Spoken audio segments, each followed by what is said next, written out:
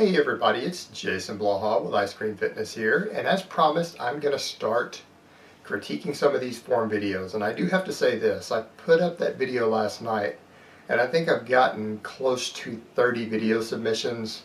I'm not going to lie, I haven't even looked at all of them. I've only looked through about 5 of them so far, and I'm going to have to just pick ones I can do and see if I can make time to get a few of those done.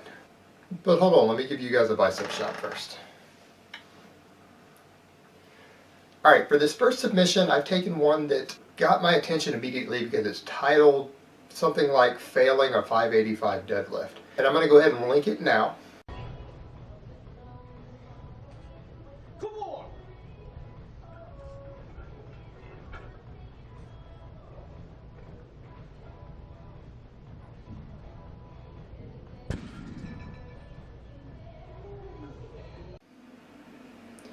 Okay, what I find interesting here with this individual, I wanted to do this one first because this is a guy who is brutally strong and who is actually a lot stronger than the weight he is lifting.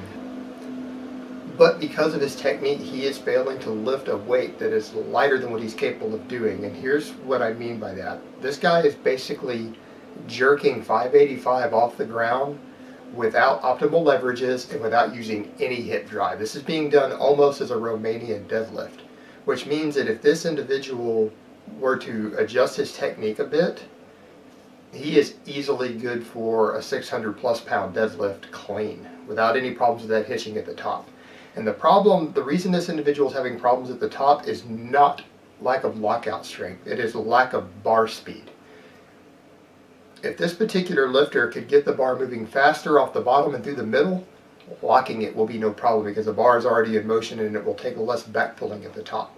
So what I'm going to recommend is a couple of things. First of all, for this particular individual's structure, his grip width and his foot spacing is not optimal. And if he were to bring in his feet about another 3 to 4 inches together and bring his grip width in accordingly, he's going to be able to get better leverages out of the bottom because he's going to be able to create more of a teeter-totter type effect where he's basically rocking the weight backwards.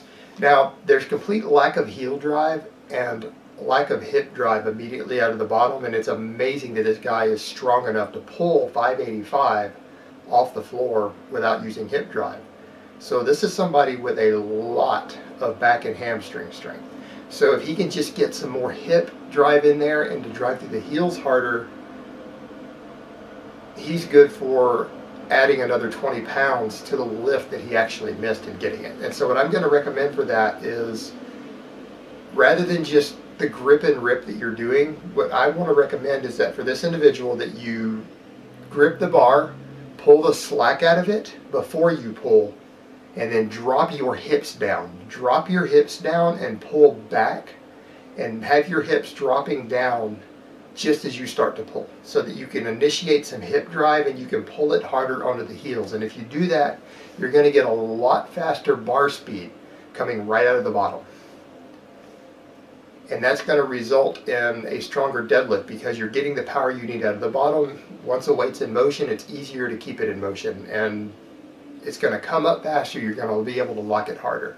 So you just need more drive out of the bottom, and those adjustments that I recommend as far as the dropping down to get the hip drive. And I think I'm going to link another video, one of the other videos I'm going to do. There's a guy actually doing the exact type of hip drive I'm talking about, so you guys watch for that one.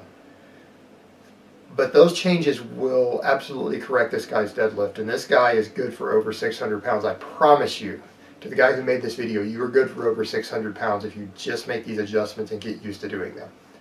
Alright guys, that's really all I have to say on that today. I will get more of these out later, so I will talk to you next time.